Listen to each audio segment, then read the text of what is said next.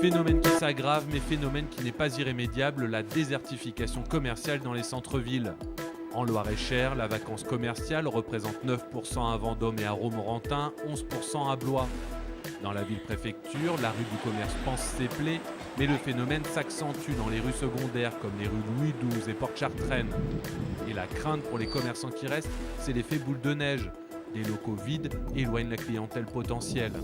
C'est pas très agréable en fait, si vous voulez. L'hiver par exemple, les lumières sont éteintes, la nuit tombe tôt. Et le fait d'avoir une boutique juste en face de chez nous, si vous voulez voir, il n'y a pas de lumière. Et en fait dans la rue, on voit vraiment que c'est un coin sombre. Et juste devant la boutique, ça fait un peu bizarre. Et je pense qu'il y a des gens qui restent quand même assez réticents là-dessus. Et ça les empêche d'entrer dans la rue par exemple. Avec une augmentation des baux commerciaux de 50% en 10 ans dans le centre de Blois, avec une consommation qui baisse régulièrement depuis les années 90, il coûte pour les commerçants de plus en plus cher de vendre de moins en moins. L'embellissement des rues, c'est bien pour l'avenir, mais ceux qui n'avaient pas une trésorerie solide ou une banque patiente ont mis la clé sous la porte.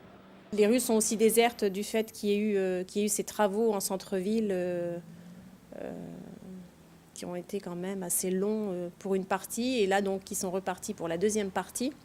Donc, beaucoup de boutiques ont fermé aussi dans le bas du centre-ville. On assiste en Loir-et-Cher comme ailleurs à une concentration des commerces vers la périphérie des villes. La répartition géographique du chiffre d'affaires du commerce blésois de détail est édifiante. 17% en centre-ville, 13% dans les quartiers, 70% en périphérie.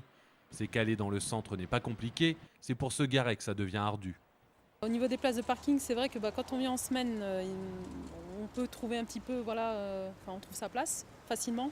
Mais le week-end et aux heures de pointe, c'est juste pas possible, quoi. Pour redynamiser le commerce de proximité, des solutions existent. Vierzon a par exemple recruté un manager de centre-ville.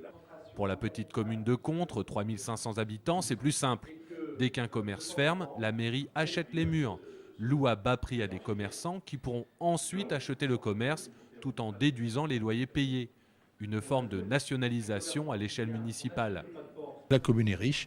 Comme elle est riche, on peut consacrer une partie de cette somme, une partie de l'argent, à racheter des murs de commerce, des murs, non pas des fonds de commerce, les murs que l'on revend après à ces jeunes commerçants. On se substitue aux banques. Les banques ne font pas leur boulot, tout simplement. C'est les banques qui ne font pas leur boulot. Maxime Bréard, lui, représente la Fédération des boutiques à laisser. Un nouveau concept qui a séduit une trentaine de villes en France pour redynamiser leur centre.